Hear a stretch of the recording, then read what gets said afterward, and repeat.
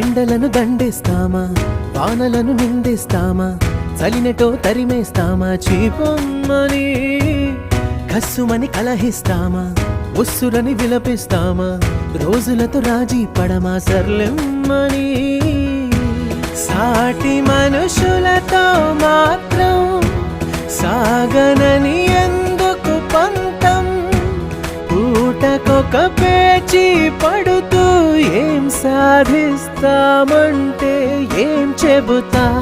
ఎక్కిళ్ళే పెట్టి ఏడుస్తుంటే కష్టం పోతుందా కదా, మరెందుకు